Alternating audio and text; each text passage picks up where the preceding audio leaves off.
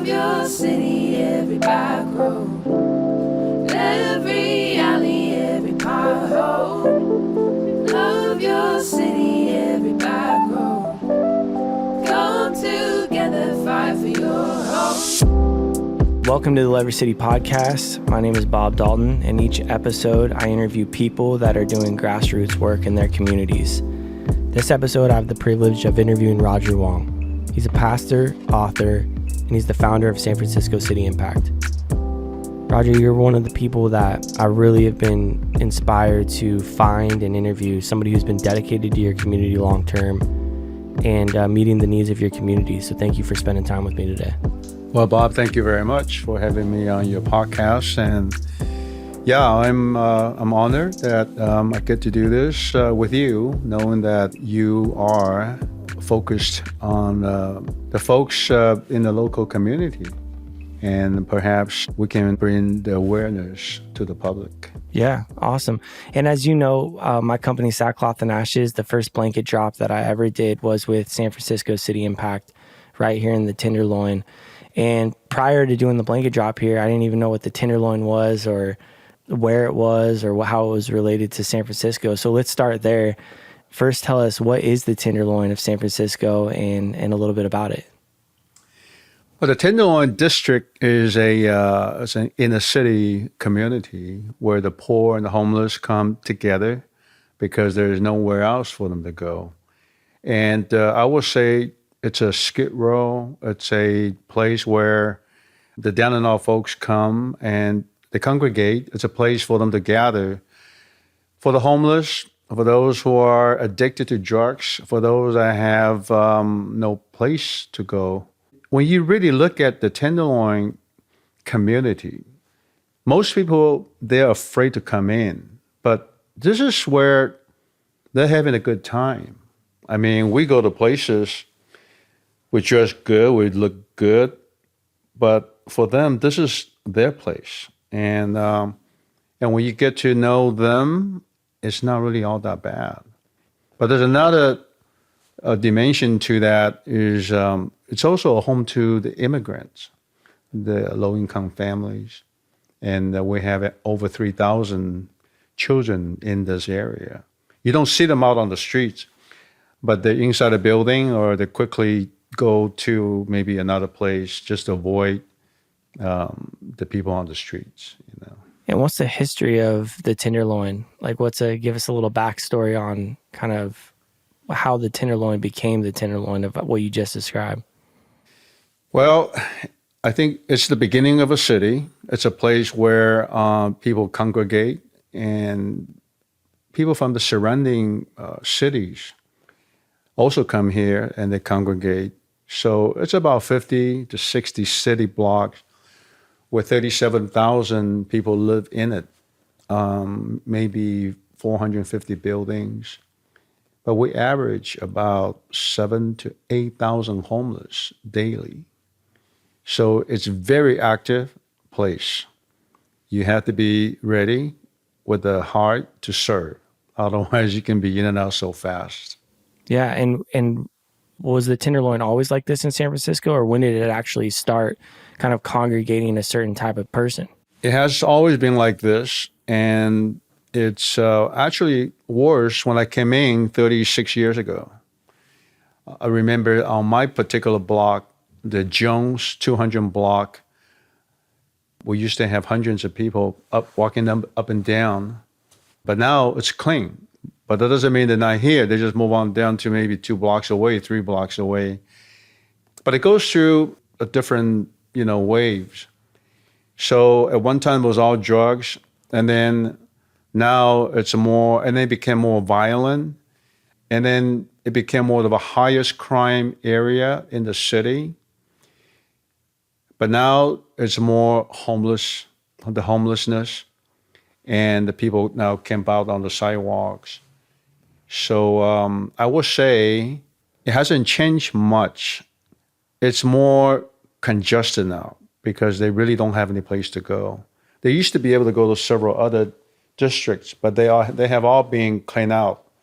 We built a stadium, we built a very expensive condominiums. So this is the last place for them. And I don't think they can go anywhere. And I don't think the government or business folks can get them out. This is it. This is the last place. And it feels like it's getting more and more condensed. Yes, very much so.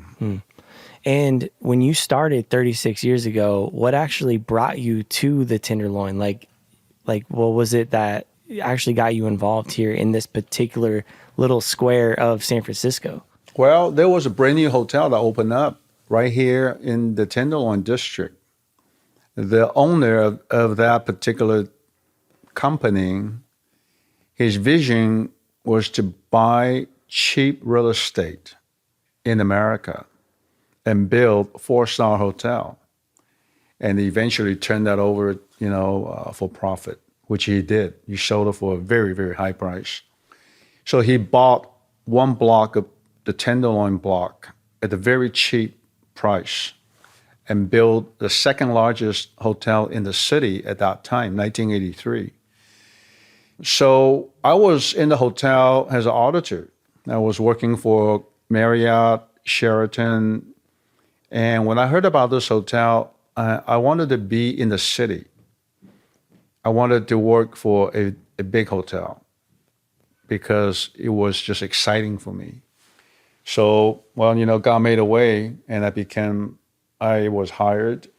So, but little did I know, a few weeks later, as I got off work, I had parked my car in the Tenderloin, and I noticed I had a flat tire. So I called for the tow truck. As I was waiting for the tow truck, I noticed that there was a young boy who was being harassed by some older kids. And growing up in a family, a very physical abused family, that caught my attention. But I didn't know what to do. I was just looking at the situation.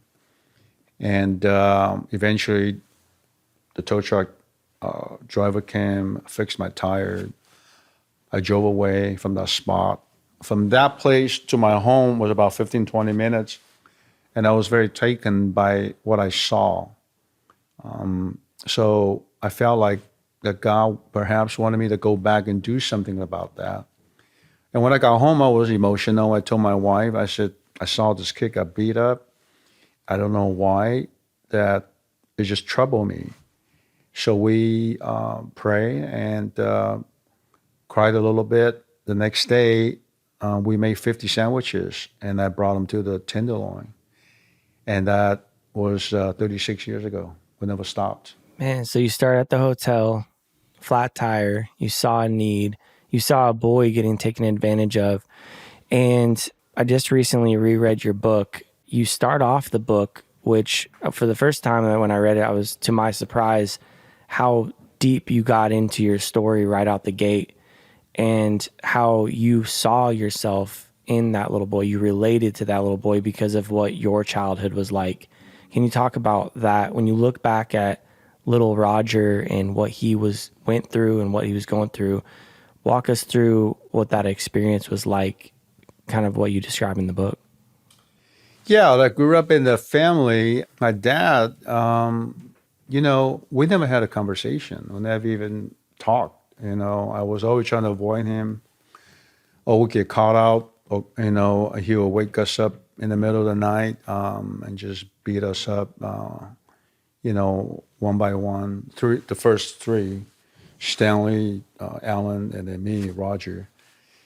And I didn't really know why until much later when I became older that his life was affected by his temper, his drunkenness, his gambling habit, just his temper overall. Just beat us up really for no reason, physically and verbally. It's not like now, right? The kids can call 411, 911. You have child protection service. We had nothing. I wanted to run away from home. I didn't want to come home. There are many times I wish that my dad would just not come home, maybe get hit by a car or something. That was my greatest wish. But he came home every day. So that affected me. I became a loner, very much so, all the way until I was about 28.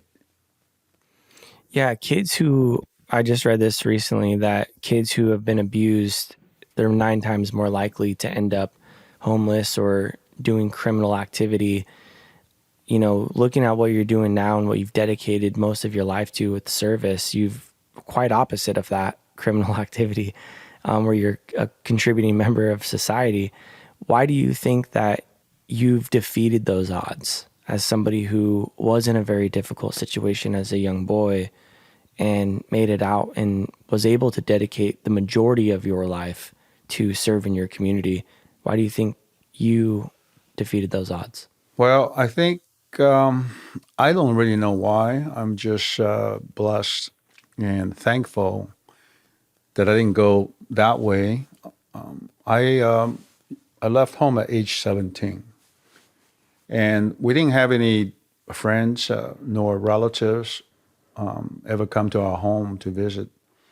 But I walked out of our home at age 17, got in my car, and just drove around, didn't have any place to go. I was actually homeless. I just I would find places in the city and just, I slept in the doorway of some homes, and eventually, I found jobs in the restaurant, and then I just worked my way up and became auditors for the hotel. But what affected me through my experience was that I became a loner. I didn't want to talk to anybody. That's why I was an auditor, because you didn't have to talk to anybody. So I didn't really open up, to anybody until age 27, when by now I was married, and when I came home, my wife she left the TV on, and there was a TV evangelist preaching about the love of Jesus, the love of God, how he sent his only son to die for me, for us. And I never heard a story like that, how somebody could love someone like me. And that's when I received God into my heart. And that's what changed everything. I became a different person from that moment on. Of course, it took some years to transform to a new person, but I made a choice that I wanted to have that freedom. Yeah, your book is called Chasing God. So, this isn't a religious podcast. This isn't a podcast specifically focused on spirituality, but I do think it's important to understand the motive and the stories of people's experiences and what has led them to be contributing members of our communities. For you, you talk a lot about God in your book, obviously, but why the name Chasing God, and what did that phrase mean to you? Well, when I came to know God, but I didn't know God, because what happened through me was just an initial experience within a minute or 2 or 3. And I went right back to my old lifestyle. But I had nobody leading me. I didn't want to go to church. I didn't even know what church was all about. And when we did go to church a little bit later on, it was a small church, but I was very uncomfortable because, again, it's just a different environment. Now I'm in a church with a bunch of Christians, and I didn't know why they cry when they worship. I didn't really understand some of the preaching points from the pastor. And I actually felt very uncomfortable because they always highlight just the active Christians. It seems like anybody that's not doing anything, they're just like nobody. So that kind of reminded me of my father. We're never good enough for anything. So I got turned off quite a bit. But I was going there because my wife was so passionate about God, so I lived through her. Well, I eventually started reading the Bible, and I read it through several times from cover to cover. And I realized some of the turning points in the Bible was all because of fasting and praying and waiting on God. And people would say, hey, this is God, the real God, the living God. And I said, well, I'm going to give it a try. If this is real, let me give it a try, right? And somehow I located a place somewhere up north, the north of San Francisco, 3.5 hours. I found a lady who owned 25 acres of land, and she had built like 15 little cabins. So I called her up and I said, hey, I would like to come up on the weekends just to wait on God and pray and fast. And she had gotten very involved in the faith ministry. And she told me that if you come up to pray and wait on God, there will not be any fees. You know, it was more like a bed and breakfast place. She said, you can have it for free. So I started going up there frequently on the weekends, reading, praying, fasting, waiting on God. And I didn't ask for anything. All I asked was that God would change my heart and take away my really hatred towards my parents, because they pretty much destroyed the first three. And God eventually gave me the heart to forgive him. Then I turned my prayer request to, I said, God, I don't want to just work in the hotel. I don't want to just make money because the fear of being homeless. I want to serve you. If you can show me anything, I would jump right in and I will give up everything I have and I would chase after you. So that was my prayer request. And that was the only thing I ever prayed. I never prayed for money. I didn't pray for homes. I didn't pray for anything but that. I want a purpose in my life. And this was before the flat tire? Yes. So then the flat tire happens. You see the boy. Yes. You feel what that boy has felt, really, and was feeling at the time. You didn't act on anything. You went home. You shared it with your wife. You guys cried. What was the next step after that?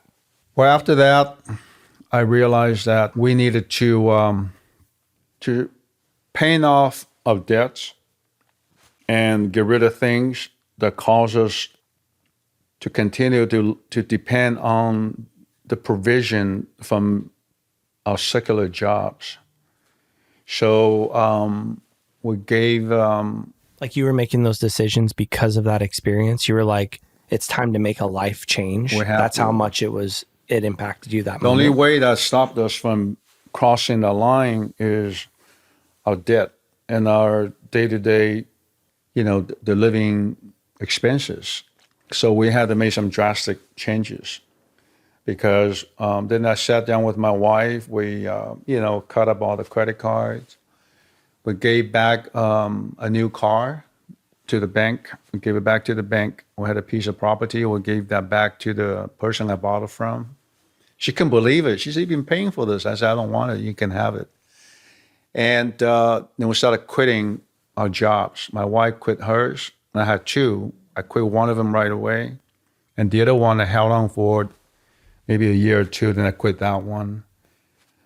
And then God just provided for us. It's almost like a fairy tale, but it was so unbelievable. We'll pray, we fast, we pray, we wait on God, and God just provided for us. And what were you praying for at that time when you were making all of these changes and kind of in your mind, you're positioning your life to be a active contributor or do whatever you feel like God is wanting you to do? You're kind of setting yourself up for that.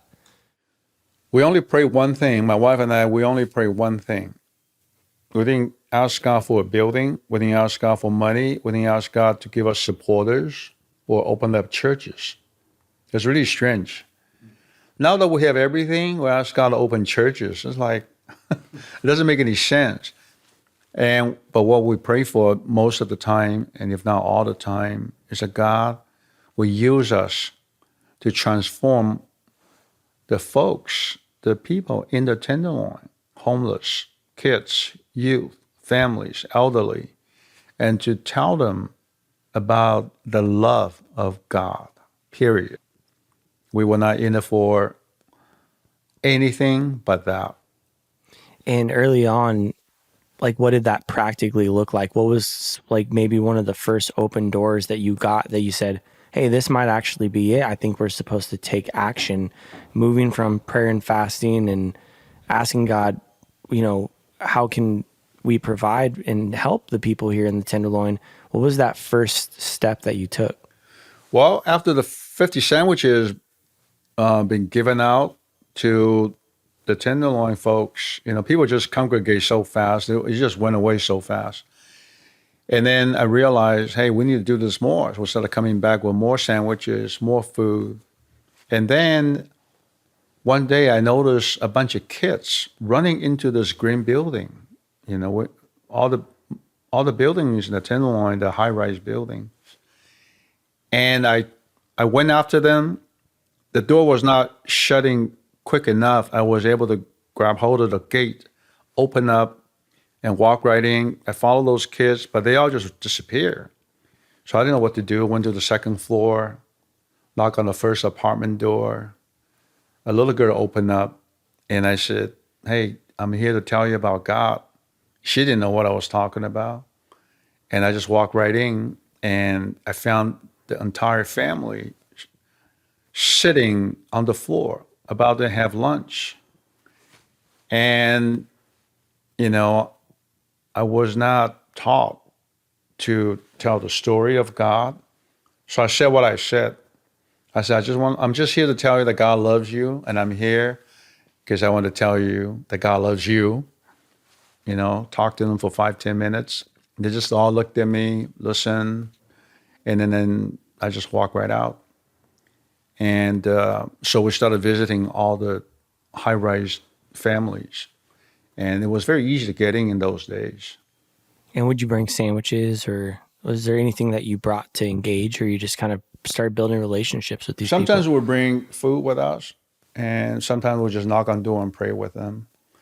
But after a while, I realized they really don't need our food. They just actually, they didn't want me either. It's just I was driven, I was passionate. When I opened the door, I would just pray over them. And then every now and then, they would ask me to have lunch with them. So this has been going on for 3 years. We'll just go visit. We didn't have buildings, no overhead costs, nothing, just pray over them. But one day I was sitting in one of our storefront, and I was just sitting there, but I was really depressed. And I began to have somewhat of a conversation with God. I said, hey, I've been doing this. I go into the high-rise building. I feed the homeless. All the good deeds. How come I feel so empty? And God, the way he speaks is really different. It's not conversation, but just really quick, but really deep. He basically said to me, he said, you don't really love him. You want to tell him about Jesus, but you don't love him. You want to tell him about the love of God, but you don't want to eat with them. You don't even want to shake their hands. You want to put your hand on their shoulder and pray for them, but you don't want to hug them. You're just here doing something out of your guilt, but you don't love them. That's when I really broke down, from inside. And this is after 3 years of doing it. This is after 3 years of... After 3 years, Wow. I was doing things because how I was being lifted out of my misery. And as I said, they must be miserable too.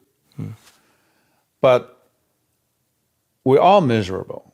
But the thing is, if I don't give in my heart, it's just a method, So I broke down, and I then assimilate into their life. The way, the food, the way how they welcome me. I wholeheartedly, I just opened my heart to receive the homeless, the immigrants, and everyone else. And it was from that moment on, that's when the ministry started growing. That's when we started. And what did that look like? Well, then we opened up the rescue mission, 1 folding table, 6 chairs, 2 electric cookers, because they were hungry, But I sat with them. We had a conversation, and we prayed together. Then we opened up a thrift store, and then we opened up a homeless outreach. It's just on and on. Everything started opening up because we wanted to reach everybody. because my heart was at the right place. And you did this for a while, right? Where you were just providing needs here in the community, building relationships before it even had a name. Mm-hmm. Is that right? Was San Francisco City Impact, how long were you doing that until you were like, I think there's an actual like organization here that we should probably name and I start think it building? was about 10, 11, 12 years later.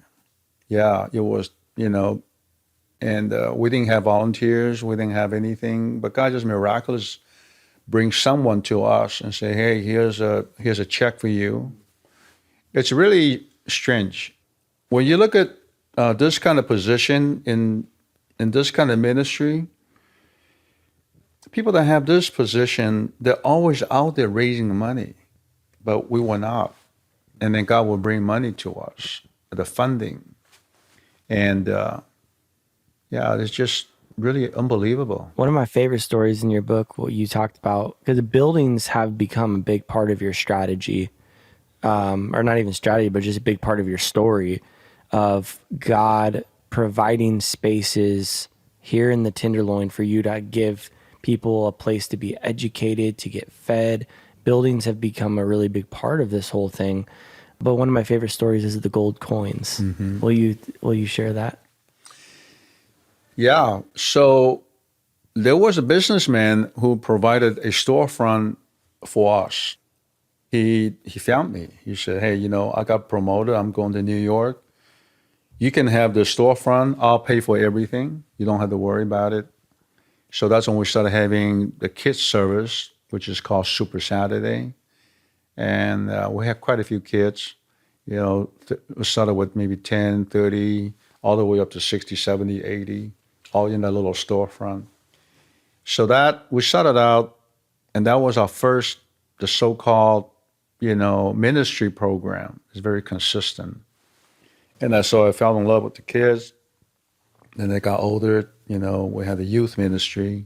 And one day on Saturday, I look across the way, there was a building, 3-story building, Musicians Union building, for sale.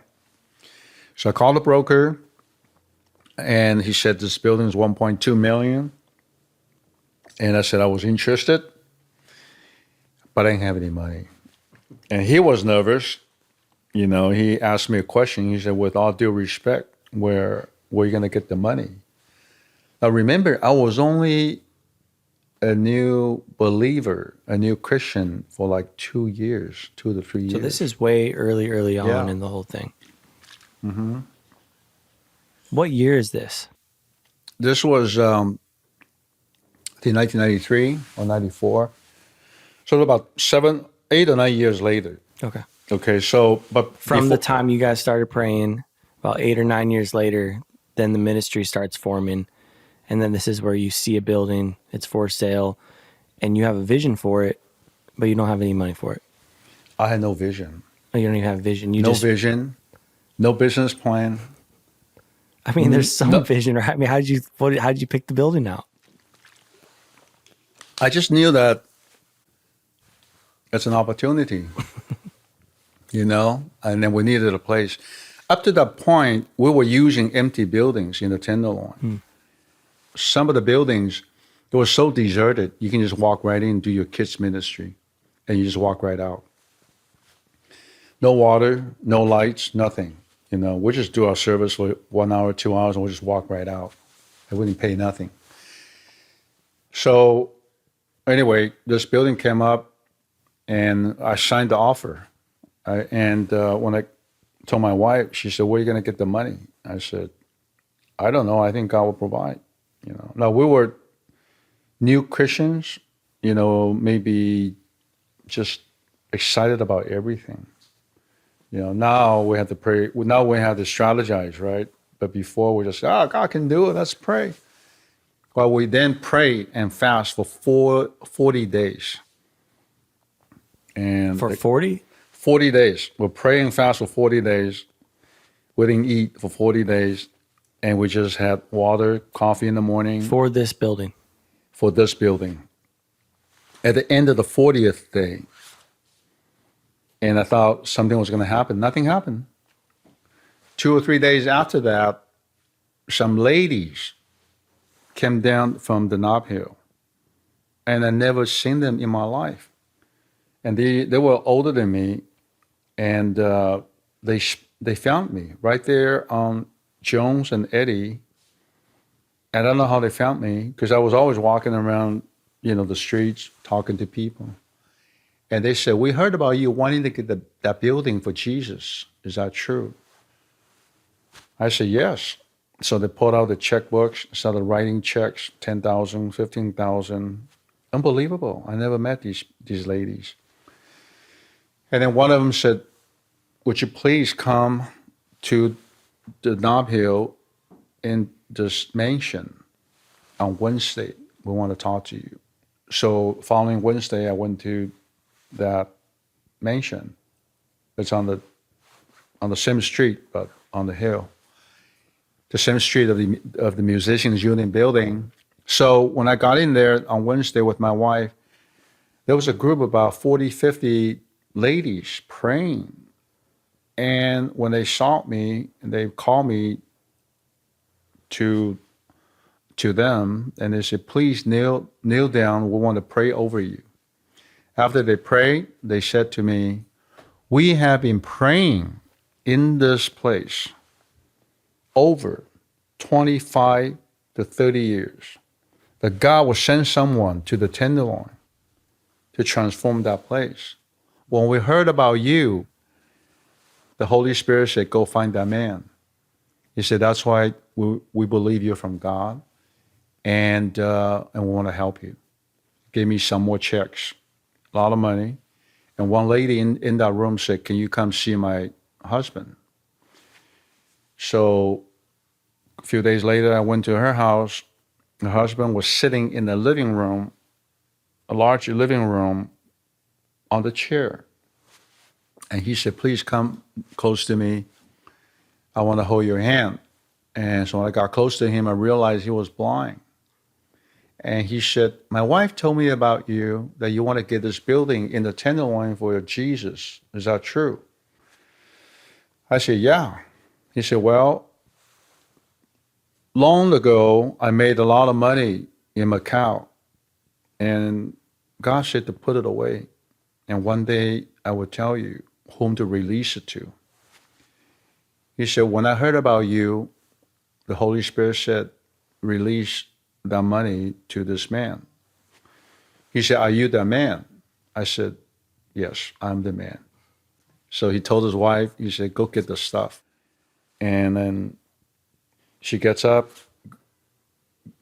goes beyond this curtain, and then comes back out with a bag of gold coins. And he said, "Now go and sell them."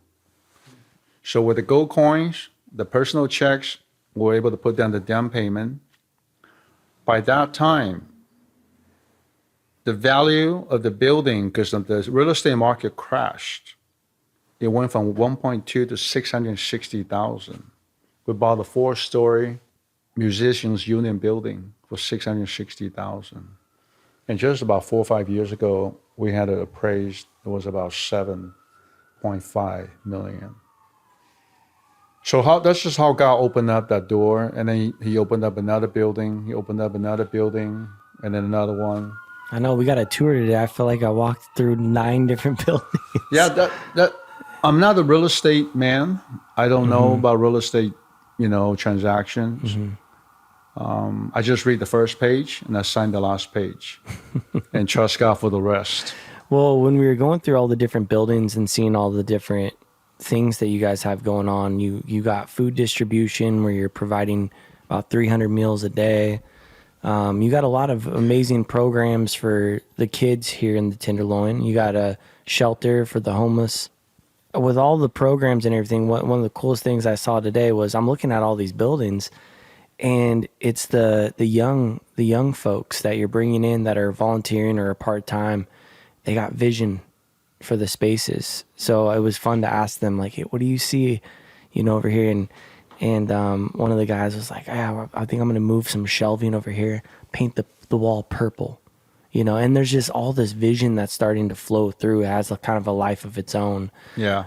When you think of all the different programs and stuff, obviously you didn't necessarily think you would eventually get to this point, but do you ever take time now and reflect back and go, wow, like just kind of look around and see where things are at now? And how do you feel now with where things are at? You're serving a lot of people right here in the Tenderloin. I feel that anyone's life, there's a limit. And since day one, I realized that there's going to come a time that I probably will have to step back. But I don't want to wait till that time. And I heard someone said this long ago when I became a believer, that when we stay on the stage too long, we don't want to come off because it's tempting. You're the star, you get adoration, admiration, you have the word for everything. And that really touched me because I don't want to be that person. You know, this is not a ministry with personality. This is a ministry when you come to serve, even if it's 1 day, 1 month, 1 year, you don't really see me in the front because I have amazing people. They should be in the front. And every now and then, if I need to be, I will come out, but I'm not important. You know, we're all together. And if we can humble ourselves, these young people, they're brilliant. The maturity, the intelligent, and guess what? They're passionate. So let them lead. You know, I think the church ministry and the work of God, the nonprofit, it's all about the man on top. No, it's not about us. It's about the people that work around us, mm-hmm. and they're the one that's serving daily. And if I can just be an encourager to support them, and I think the ministry can go so much further. I'm going to ask you a question that is, it's kind of a big question, maybe a vague question, but you've been in the game for almost 40 years now, serving consistently, praying, fasting, serving right here in this little square of San Francisco. You've dedicated most of your life to this place. I've looked up to many leaders over the years since I was 18, 19 years old. Now I'm 33. Many of those leaders aren't around anymore. Mm-hmm. And it's sad to see how many guys and women have kind of built something and something happened where they've moved on or they've disqualified themselves or something's happened. What's kept you in the game and in this service, in this keep coming back this consistently for 40 years? It is very, very rare nowadays. Yeah, I think I see the brokenness in myself and I can relate that brokenness to the people right here in the Tenderloin. I don't look at them as a task or project, or perhaps even use them for marketing purpose. I always tell people every now and then, not to prostitute the Tenderloin. And it's very easy. You take a few pictures, you do some good deeds. If you have a good list, you can make quite a bit of money. And I don't think that is right. I cannot stop them, but I can express how I feel. And my calling is to be a servant to them. Our rescue mission, our dining room, and whatever we do, it's like a restaurant. We serve them. We don't make them wait in line. And the food that we cook, if I don't want to eat, we're not going to serve. There's been a few times I walk into the kitchen, I was like, we're not serving this kind of stuff. Mm. Sometimes they say, well, what's wrong with it? I said, because when I look at it, I don't even think I want to eat it. And throw it away, just cook something. If I want to eat, I know it's good, then we're going to serve. So we have to treat them the way we want to be treated. I don't think I want to go anywhere. I think this is my destiny. This is where I'm just excited and happy to be here every day. But I also know my time is near. And so if I see, the legacy is not what I have done. The legacy is what's going to happen when I'm not around. Mm-hmm. And I have a group of very dedicated young men, young women that I can go away really like not do anything and know that the quality is there, the reaching the people, the youth, the kids, without me having to say anything. Mm-hmm. I never preach to them. I don't even make them feel guilty. They just know what they need to do. Yeah. But that's the legacy. Well, one of the things that I would say one of the things you're most well known for is for doing a hunger strike. And this was years after you had even started San Francisco City Impact, right? Mm-hmm. It's not something that even birthed the ministry or anything. It had been going on for years and years. I guess, first of all, what is a hunger strike? Well, it's to call attention to the public that you're not eating for a cause. And for my wife and I, we did it many times, 1 day, 3 days, 7 days, 21 days. But this particular time, we want to stage a hunger strike to call attention to the city that the Tenderloin has been neglected. How can it be? Well, you have $300 million coming through the Tenderloin. Where did the money go? Why is it still so dirty? How come there's no safeguards for the kids? We have to do something. We have to call attention to the city. So I wrote down several demands and requests to the city. What were some of those? One is to protect the park. We cannot just let anybody go in so the kids can play safely. They used to have drug dealings in the park. And the second one is to clean up the streets. The third one is to have monitors or security guards to guard these portable toilets so people don't shoot up in there. Sometimes the door opens, there's 2 or 3 people in there shooting up. And so nobody can use them, So those the 3 things. The fourth one was to stop issuing liquor license.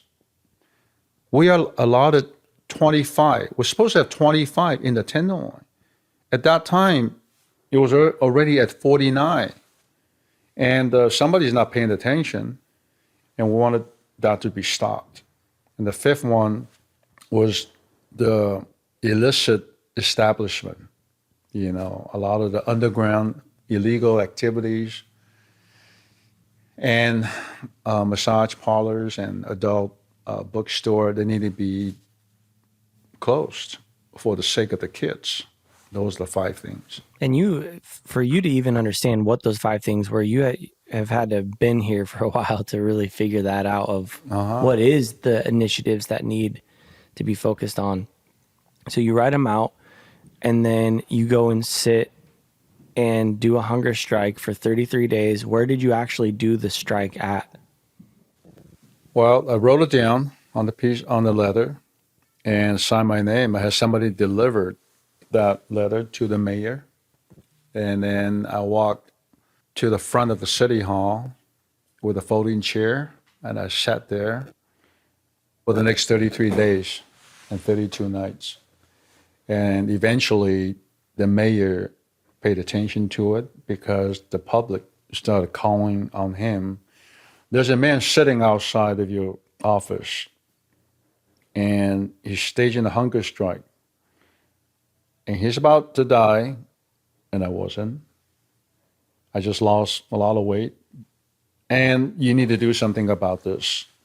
So on the 33rd day, he came out from his office with the TV camera, the press, and he said, I promise you I will do every single one of them. And that's when my wife she was with me. She didn't stay overnight. I stayed overnight. She said the mayor just made an announcement that he's going to do all that for you. I think the job is done.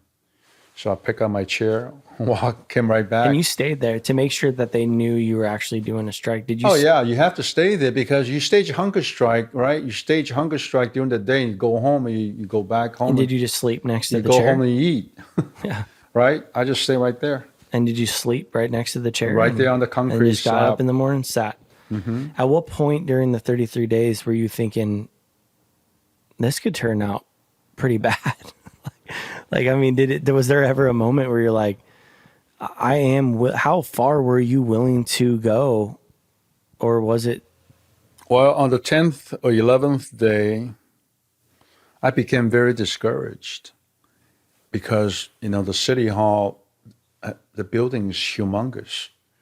And you see the mayor, you see the businessman, wealthy man. People have parties during the weekend. They have weddings. They love the city hall. It's so beautiful. Cars everywhere. It's like, what am I doing here, sitting here? Nobody cares. Nobody really cares. And maybe God cares, but I don't think he cares. He got too many things to take care of. And I just whispered to my wife, because she was sitting next to me. She would be with me during the day. And I told her, I said, you know what? I'm just going to go back. I don't want to do this. I don't think it's going to go anywhere. That moment. And she said to me, you can't do this. You're out here. You got to stay. She, encouraged me, but more so like threatening me. Like, you can't do this. It's embarrassing. You came all the way out. And now you're going to go back in. So I said, okay, and I stayed through. And that was it. Wow. And so did they follow through on the initiatives? They did. And then those particular ones, fast forward, and what year was it when that happened? I think it was 2013. 2013? Yeah. So fast forward 9 years, how are those five initiatives now? We have a brand new park. Not only did they put a barricade, but it's a brand new park. We get to use it for our elementary school without paying a dime. And the park is for our kids. And nobody can go in. They have a security guard. They have monitors for the portable toilets. And they have big trucks come by every day, 2 or 3 times a day, wash down the sidewalk. The cocktail lounge and the bars have been closed, I would say, over 50% or more in the Tenderloin. And then they even had an ordinance in the city with all the supervisors that there should be no more illicit businesses, adult entertainment to be allowed within 1,000 feet of a children's center, a church, or a school. And so everything was taken care of. Wow. God can do it, but how much are we willing to step it out and to call on his attention? Yeah. Well, you said yourself that legacy is not just what you accomplish or you do, which you've done amazing things, and the hunger strike included, that has created this ripple effect of positivity in the community here. But legacy is, what is this place going to be long after you're gone? When you think of the future of the Tenderloin, what is your hope? I want to see this place to be a place of joy, that the kids can enjoy, and they get to walk around, and the moms, they get to be proud of the place where they live. And I don't want them to live and feel like they're not important. They're just poor people. This is not a safe place. I want this district to have the same joy and the same happiness as any other district, and that they're proud to be here. And I think it can be done. That's beautiful. And truly one of the most hyper locally focused leaders that I've ever met. Why local? Why do you feel like contributing to your local community is important? it's not a one-time thing. When people go on a trip, a mission trip, or try to go to places to do something good, and well, God bless them. They're there for a week, a month, but to change a community, it will take years, and it will take a person with a heart that loves the community. And I don't think I coming here with a superiority complex. I don't have inferiority complex, but I feel like we're all the same. We're all the same. The only difference, maybe my clothes are a little better than theirs, but we're all the same. We're the same emotion. We're the same feelings. We all want dignity. We all want to be welcome, and somebody wants to shake our hands, So, and I think it's going to take a group of us. We have about 34, 35 here every day to show them how much we love and appreciate them. And we do that all the time, all the time. Yeah, well, thank you so much for taking time here in the Tenderloin to have this conversation, and truly, truly admire not only the work that you've done, but I have no doubt that the work will continue on long after you're gone because of the investment that you have personally put into this community. So Yes. Thank you. You're welcome. Yeah.